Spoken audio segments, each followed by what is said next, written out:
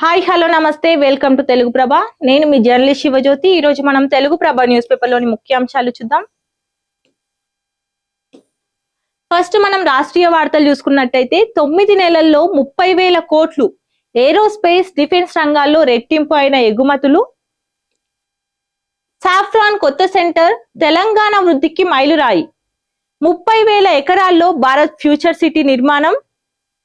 దేశంలోనే అత్యుత్తమ పారిశ్రామిక విధానం అమలు చేస్తున్నామంటూ కూడా బెంగళూరు నుంచి హైదరాబాద్ ను కారిడార్ గా ప్రకటించాలి అంటూ కూడా యూనిట్ ప్రారంభోత్సవంలో సీఎం రేవంత్ రెడ్డి పాల్గొని మాట్లాడారు. సహాయ సహకారాలు అందిస్తామంటూ కూడా మోదీ తెలిపారు.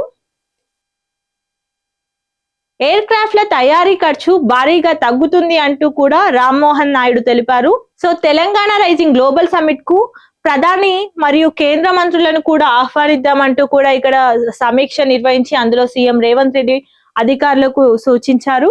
సమ్మిట్ ఆహ్వానితులందరి జాబితా సిద్ధం చేయండి. దేశ విదేశాల వ్యాపారవేత్తలు ప్రముఖులను కూడా స్వాగతిద్దామంటూ రాష్ట్ర బ్రాండ్ ఇమేజ్ పెంచేలా కార్యక్రమాలు చేపట్టాలంటూ కూడా అధికారులకు సూచించారు. స్థానిక ఎన్నికల నోటిఫికేషన్ విడుదల కావడంతో ఇప్పుడు పల్లెల్లో ఎన్నికల వాతావరణం నెలకొంది. నోటిఫికేషన్ తో రాష్ట్రంలో రాజకీయ పండుగ నెలకొంది. అభ్యర్థుల ఎంపికపై పార్టీలు ఫోకస్ పెట్టాయి. సో నాయకులను మచ్చిక చేసుకునే పనిలో ఆశావాహులు ఉన్నట్టు కూడా తెలుస్తుంది. రిజర్వేషన్ల తారుమారుతో నిరాశలో అభ్యర్థులు ఉన్నట్టు కూడా తెలుస్తుంది. కాగా ఈ రోజు నుంచి నామినేషన్ల ప్రక్రియ స్టార్ట్ కానున్నట్లు రాష్ట్ర ఎన్నికల కమిషనర్ రాణి కుముదిని తెలిపారు. పంచాయతీ ఎన్నికలను పక్కాగా నిర్వహిస్తామంటూ కూడా తను పేర్కొన్నారు. బెస్ట్ సిటీస్ లో హైదరాబాద్ కు 82వ స్థానం దక్కింది. ప్రపంచ జాబితాలో చోటు దక్కింది. మరో 3 నగరాలు సైతం ఈ 100 లోపు టాప్ 100 లో ఉన్నట్టు తెలుస్తుంది. అవి బెంగళూరు, ఢిల్లీ, ముంబై ఉన్నట్టుగా తెలుస్తుంది. పరిశ్రమలన్నీ ఓఆర్ఆర్ బయటకు. రీసెంట్ గా మన తెలంగాణ కేబినెట్ సమావేశంలో సీఎం రేవంత్ రెడ్డి అధ్యక్షతన జరిగిన ఈ కేబినెట్ సమావేశంలో మంత్రివర్గం ఒక నిర్ణయం తీసుకున్నారు. అదే 22 లోకల్ బాడీస్ ను మన జిహెచ్ఎంసీలో విలీనం చేయనున్నట్టు తెలుస్తుంది. ఈ సందర్భంగా కాలుష్య రహిత నగరంగా హైదరాబాద్ మారనున్నట్టు తెలుస్తుంది. ప్రస్తుత పారిశ్రామిక వాడల్లో మల్టీ యూజ్ జోన్లు ఏర్పాటు చేయనున్నారు. కార్యాలయాలు, పాఠశాలలు, ఆసుపత్రులు, అపార్ట్మెంట్లకు వినియోగించే విధంగా ఏర్పాటు చేయనున్నారు. నాటి కాలుష్య ప్రాంతాల్లో ఆహ్లాదకర వాతావరణం కల్పించేలా చర్యలు తీసుకోనున్నట్టు కూడా తెలుస్తుంది. ప్రతి గ్రామంలో పోటీ చేయడమే బీజేపీ లక్ష్యం అంటూ కూడా ఇక్కడ బీజేపీ రాష్ట్ర అధ్యక్షుడు రామచంద్రరావు తెలిపారు. అత్యధిక స్థానాల్లో విజయం సాధించడమే వ్యూహం. బీఆర్ఎస్ కాంగ్రెస్ పాలనలో పంచాయతీలు నిర్లక్ష్యానికి గురయ్యాయి. గ్రామాల అభివృద్ధికి కేంద్ర ప్రభుత్వమే ఆధారం అంటూ కూడా తను పేర్కొన్నారు. రేవంత్ రెడ్డి అవినీతి అనకొండ అంటూ కూడా బీఆర్ఎస్ వర్కింగ్ ప్రెసిడెంట్ కేటీఆర్ పేర్కొన్నారు. దళారులకు భూములు దోచిపెట్టేందుకు పాలసీలు చేపడుతున్నారు అంటూ కూడా తను తెలిపారు.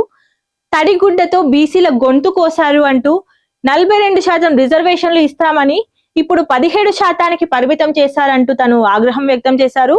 స్థానిక ఎన్నికల్లో కాంగ్రెస్ కు బుద్ధి చెప్పాలంటూ కూడా తను వ్యాఖ్యానించారు.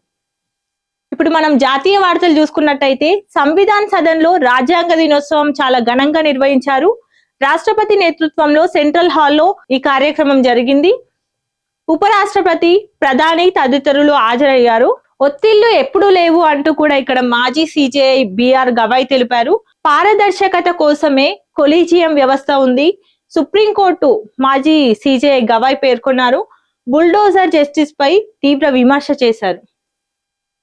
యూట్యూబ్ లో అప్లోడ్ చేసిన హనుమాన్ చాలీసాకు 500 కోట్ల వ్యూస్ వచ్చాయి. దీంతో రికార్డు సృష్టించిన తొలి భారతీయ వీడియో కావడం గమనార్హం. ఇప్పుడు మనం అంతర్జాతీయ వార్తలు చూసుకున్నట్టయితే ఇమ్రాన్ ఖాన్ బతికే ఉన్నాడా, చనిపోయారంటూ సోషల్ మీడియాలో ఊహాగానాలు వస్తున్నాయి.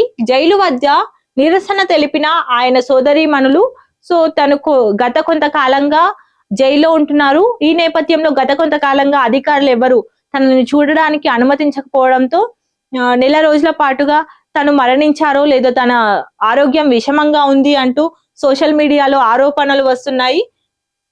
దీంతో అడ్డుకున్న పోలీసులు, జైలు వద్ద నిరసన తెలిపిన ఆయన సోదరీమణులు దీంతో అడ్డుకున్న పోలీసులు చేయి చేసుకున్నారని మహిళల ఆరోపణ. పాక్ మాజీ ప్రధాని ఆరోగ్య పరిస్థితిపై సర్వత్రా ఆందోళన నెలకొంది.